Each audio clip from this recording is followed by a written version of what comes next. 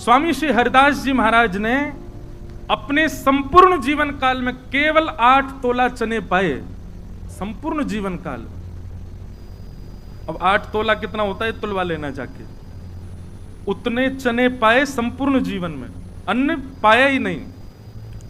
महाराज जी इतनी प्यारी बात है कि एक बार श्यामा श्याम दोनों बोले स्वामी जी से, बोले हमको बड़ो श्रम होवे, आप कुछ पामे नहीं है, 56 भोग बनता है, इतनी सारी सामग्री बनती है, स्वामी जी आप ग्रहण क्यों नहीं करते? स्वामी जी कहें या जीव को भरोसा नहीं है, कहीं या जीव में तनिक ये भाव आ गया हो कि स्वाद कितना बढ़िया है, कहीं अधरामृत को ले सह गए तो मुंह को अपने भाव में कमी लगे, मतलब कहीं पाकर के यूं इच्छा नहीं है जाए कि जीव को बढ़िया लगो और दो, नहीं, ऐसी भावना मैं ना कर सकूं। या हमारे स्वामी जी कहा करते एक सीख लेके रखते और वही को सामग्री में बोरते, जितनों सीख में आता वह को जीव पर लेते, बस इतनी प्रसाद ग्रहण करते। एक दिना किशोरी जी बोली हमको बहुत श्रम हो गया, आप कछु ना पामे, हमारे काज 56 भोग जलचर थलचर नवचर सबन को पवा में, आप तो कछु पाए करो, हमारी आज्ञा है आप पाओ, नहीं तो हम विलास नहीं करेंगे, हम रास नहीं करेंगे। तो स्वामी जी एक दिन बड़े उदास है गए, अरे हमारी किशोरी जी को श्रम है रो मेरे नियम से, अरे नियम बड़ो थोड़ी है, किशोरी जी को भाव बड़ो है। फिर भी महाराज जी क्या नियम लिया? तो राजपुर गांव से भिक्षा आती थी चनों की, तो जो भिक्षा लेके आवा थे, सुन भैया कल आटो ले आइयो, किशोरी जी की आज्ञा का छुपाऊंगो। आटो ले आयो, खूब सारो आटो ला, तो वहां में तो नेक 100 आटो निकारो, जमुना जल डाल करके मार के और वाकू कंडान में सेक दियो, छोटी सी इतनी सी बाटी बनाई और बाटी बना करके मन विचार करने लगे मैं तो प्रिया प्रियतम को अधरामृत पाऊं, अब जे बाटी 56 भोग में कहां पधराऊं याकू में, लेकिन कैसे भी स्वामिनी जी को अंगीकार होनी चाहिए, वाके बात पाऊंगो। तब किशोरी जी के सामने गए बाटी लेके, नेक सी बाटी, और श्यामा श्याम से बोले आपकी आज्ञा स्वीकार कर रहा हूं, अन्न पा रहा हूं। ठाकुर जी बोले जे का पा रहे हो, ये तो हमारे भोग में ना आ सके, रूखी सूखी आटे की बाटी बना लाए हो। बोले ना आपको ना पवाऊं, आपके लायक थोड़ी, आपको तो श्रम है जाएगा खाओगे, लेकिन आपकी आज्ञा मानूंगा, अन्न पाऊंगा। किशोरी जी बोले कैसे पाओगे, हम तो पाएंगे नहीं, और हमारे जब तक भोग नहीं रहे तब तक आप पाओगे नहीं। स्वामी जी बोले एक उपाय है, बोले कहा, बाटी हाथ में लेकर के नजर उतारने लगे दोनों की, बोले जितनी अलाय बलाय मेरे स्वामी मेरे श्यामा श्याम पे आई हो, मेरे कुंज बिहारी पे आई हो, सबरिया बाटी में आ जाएं, और सबरी नजरन को बाटी में लेके फिर वह बाटी को पा लेते। स्वामी किशोरी जी बोली सुनो चना ही बढ़िया है, या मत पाए करो। तो उत्तम भोग लगाए मोर मरकट तिम पोषे, सब बांट देते हैं, कुछ नहीं रखते।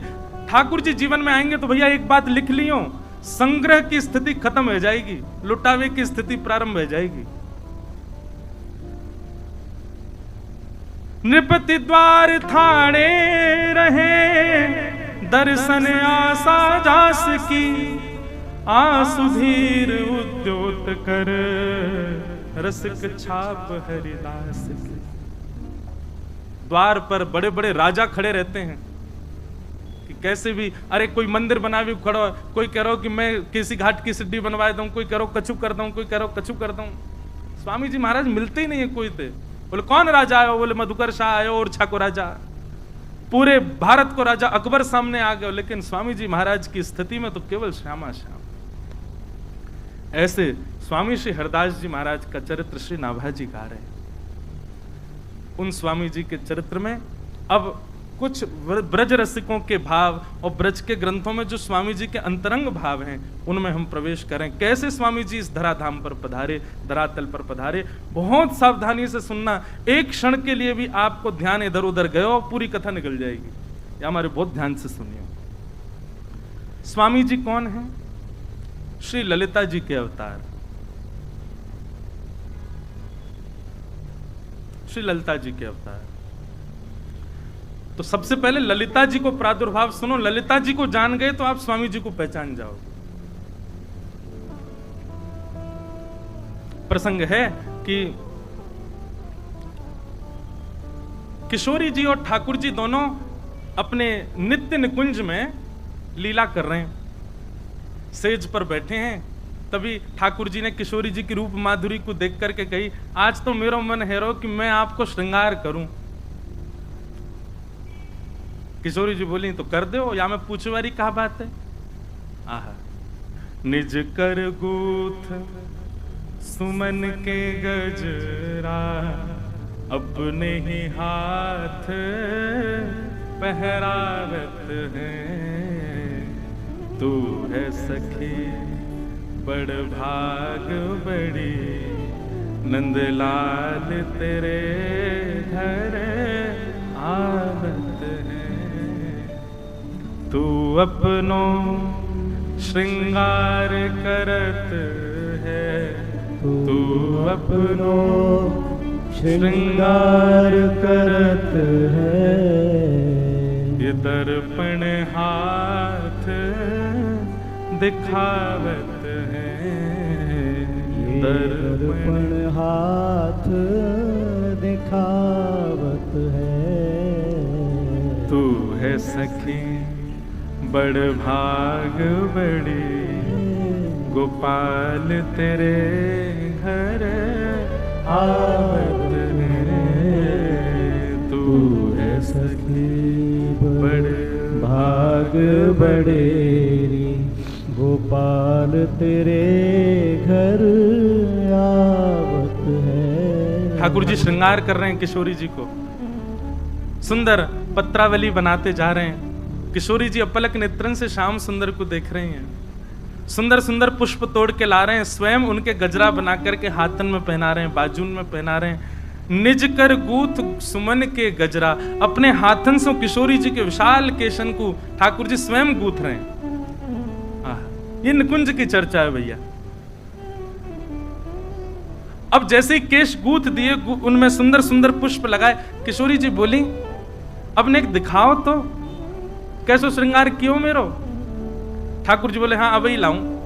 अच्छा, कितनी सुंदर छवि है कि किशोरी जी दर्पण लेकर के बैठी हैं और ठाकुर जी पीछे केश संवार रहे हैं। अब वहां दर्पण में किशोरी जी अपने आप को नहीं देख रही हैं, तिरछो सो करके पीछे खड़े श्याम सुंदर को देख रही हैं, और श्याम सुंदर वही दर्पण में किशोरी जी को देख रहे हैं। पीछे खड़े हैं तो आमने सामने को दर्शन सुख नहीं मिल रहा हो, तो दर्पण में ही एक दूसरे को निहार रहे हैं। किशोरी जी जब तैयार रह गई, ठाकुर जी बलैया ले रहे, आहा बलि बलि जाऊं, हे स्वामिनी जू ऐसे ही देखत रहूं तो मैं जन्म सफल कर मानूं। आप यूं ही बैठी रहो, मैं आपको देखता रहूंगा। तभी ठाकुर जी एक विशाल दर्पण लेकर के आए और नीचे पधराए करके और दूर से दिखा रहे हैं, हे स्वामिनी जी ने देखो तो कैसी लग रही हो। बहुत बहुत सावधानी से सुनो। किशोरी जी स्वयं को नहीं देख रही हैं, स्वयं के अंग प्रत्यंग को कहां कहां ठाकुर जी ने चुनकर के पुष्प रखे हैं, कहां कहां श्रृंगार कियो, उनको ध्यान से देख रही हैं। और अपने तन पर विद्यमान ठाकुर जी के हाथ के श्रृंगार को ध्यान से देख करके किशोरी जी इतनी मोहित है गई, इतनी मोहित है गई, अपने ही श्रृंगार को देख करके कह रही हैं, हे ललित तुम कितनी सुंदर हो। मतलब किशोरी जी के रूप पर कोई और मोहित ना भयो, किशोरी जी स्वयं मोहित है रही हैं। और मोहित क्यों है रही है? क्योंकि श्रृंगार जो है वो श्याम सुंदर ने किया। कोई मुझसे पूछ रहा परसों कि महाराज जी आप आरती से पहले आरसी क्यों दिखाए करो ठाकुर जी को। लाल जी को जो श्रृंगार है वो श्रृंगार किशोरी जी पधरा में, तो ठाकुर जी आरसी में वह श्रृंगार को दर्शन करें कि आज किशोरी जी कितनी आई है मेरे ऊपर। और जब लाडली जी को दर्पण दिखाया जाए तो लाडली जी ये भाव से देखें कि आज ठाकुर जी ने कैसे श्रृंगार किया मेरो, या हमारे आरसी ये ठाकुर जी को दिखानी चाहिए। और एक सामान्य भाव ऐसा है कि आप सब दर्शन करवे वारे, तो ठाकुर जी अर्चक सो कहें एने दिखा तो दे मैं कैसा लग रहा हूँ, सबके बीच में बैठा तो दियो तेने मुँह तो दिखा मैं ठीक लग रहा हूँ कि नहीं। सो ठाकुर जी को पहले आरसी दिखा में, फिर नेक दूर करके वहां में हम ठाकुर जी को देखें। तो ऐसी भावना है कि वास्तव में आप अब श्री जी तो ना बन सको, पर एक भावना ऐसी रखी जाए कि श्री जी की दृष्टि से लाल जी को देखो, अरे लाला बड़े प्यारे लग रहे, बड़े सुकोमल। किशोरी जी ने जैसे ही दर्पण में स्वयं कोई प्रतिबिंब देखो, मोहित है गई लाडली जी, और मोहित है करके अपने स्वरूप से ही कह रही है, हे ललित तुम कितनी सुंदर हो। और जैसे ये भाव कहो तो प्रतिबिंब को जो स्वरूप जा पर किशोरी जी मोहित है गई, वो ही स्थिर है करके, स्थूल है करके प्रकट है गयो, श्री ललिता जी को प्रादुर्भाव है। सहचरी श्री ललिता महारानी की। अब अंदर गहराई में जाइयो, जिनको ना पल्ले पड़ रही हो चुपचाप नीचे मुंह करके बैठ जाओ। पूरे विश्व को मोहित श्याम सुंदर करें, कामदेव को मोहित श्याम सुंदर करें, ऐसे श्याम सुंदर हमारी लाडली जी पर मोहित रहें, और वो लाडली भी जिन पर मोहित रहें वो हैं श्री ललिता जी। अरे जब कभी श्याम सुंदर कभी विरह प्रदान कर दें ना, तो किशोरी जी श्री ललिता जी के पास ही जावें और ललिता जी को निहारें। क्यों? क्योंकि ललिता जी को जो श्रृंगार है वो किशोरी जी और ललिता जी में कोई अंतर नहीं है, एक सी दिखेंगी दोनों। बस ये है कि किशोरी जी की एक विशेष चूड़ामणि है, किशोरी जी की एक विशेष चुनरी है, किशोरी जी को एक विशेष श्रृंगार है, नहीं तो बाकी सब एक जैसा हो। पर फिर भी किशोरी जी को ललिता जी प्रिय है, क्योंकि प्रथम श्रृंगार श्री कृष्ण ने जो कियो वही स्वरूप श्री ललिता जी। ललिता जी प्रकट है। क्यों प्रकट भई? श्यामा श्याम के नित्य विहार को सुख देवे के काज श्री ललिता जी प्रकट भई। सबसे प्रथम सहचरी, सबसे प्रथम सखी हैं निकुंज की श्री ललिता जी। और ललिता जी जैसे प्रकट भई, श्री ललिता जी अब लाडली लाल दोनों विचार करने लगे। ठाकुर जी के मन में आयो, अब ये इनके स्वरूप से प्रकट भैया, इन्हीं को पक्ष ले करेगी हमेशा। किशोरी जी सोच रही हैं, बोले लाल जी के श्रृंगार को भाव है तो ये इन्हीं को ही पक्ष, दोनों उनके मन में ये भाव आ गया कि ये पक्षपात करेंगी दोनों में। ललिता जी को एक भाव है कि वो प्रिया प्रियतम के हृदय की बात पहचान जाऊं। और जब जब मैं ललिता कहूं ना, स्वामी जी को स्मरण अपने आप कर लियो, क्योंकि स्वामी जी ललिता जी ही। जैसे ही प्रिया प्रियतम के मन में आयो कि ये तो पक्षपात करेंगी, एक अकेली हैं, ठाकुर जी सोच रहे हैं किशोरी जी के स्वरूप में या हमारे इनको पक्षपात करेंगी, लाडली जी सोच रही हैं इनको श्रृंगार है या हमारे इनको पक्षपात करेंगी, इन्हीं की साइड करेंगी। तभी ललिता जी को लगी नाए नाए तो पक्षपात वाली बात नहीं, दोनों प्रिया प्रियतम को श्रम भयो। तो ललिता जी ने नेत्र बंद करके विचार किया और उन्हीं में से ही अनंत सहचरियां प्रकट हो गईं और निवृत्त निकुंज वहीं प्रकट हो गया। जितनी सखियां हैं सब श्री ललिता जी से प्रकट है। ऐसे करके एक निकुंज तैयार भई, जहां पे श्री प्रिया प्रियतम नित्य विहार करें। और वह निकुंज की चाबी कौन के पास है? ललिता जी के पास, श्री ललिता जी के पास। ऐसे श्री ललिता जी को प्रादुर्भाव है। अत्यंत किशोरी जी की प्रिय हैं ललिता जी। अब आगे, अब ये तो भई कि श्री ललिता जी प्रकट भई, अब स्वामी जी की भावना कैसे प्रकट भई ये अब ध्यान से सुनो। एक दिन की चर्चा है, द्वारिका में श्री द्वारिकाधीश अपने सिंहासन पर बैठे हैं और नारद जी दर्शन करने के लिए आए हैं। हमारे लोकेश भैया रोज कह रहे हैं महाराज जी आप तो ऐसे लग रहे हो वर्षन से भक्तमाल कर रहे हो का। मैंने क्यों? बोले भागवत जी को आश्रय ना ले रहे ने को। अब मैं यहाँ को प्रेम भाव समझूं कि टोंड समझूं, समझ में नहीं आ रही।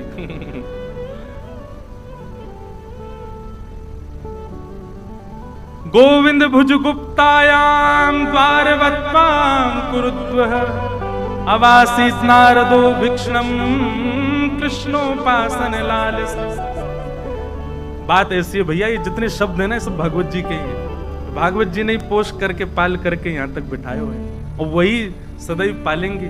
बस आज एक बात है गई कि अभी तक तो भागवत जी लालन पालन कर रहे हैं, अब युगल करेंगे भक्तमाल जी और भागवत जी।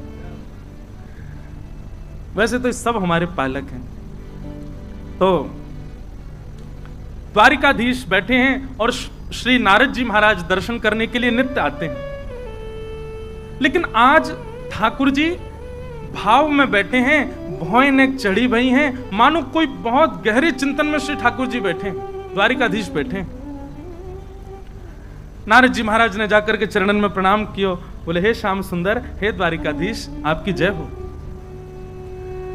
द्वारिकाधीश बोले आओ नारद जी विराजो। बोले भगवान आज कछु चिंता सी में लग रहे हो, कहा बात है? आपके चेहरे पर चिंता की रेखाएं दिख रही हैं, कछु चिंतन कर रहे हो आप, कोई को ध्यान कर रहे हो? ठाकुर जी बोले आज मैं अपने रस स्वरूप को, आज मैं अपने मूल स्वरूप को ध्यान कर रहा हूं, चिंतन कर रहा हूं।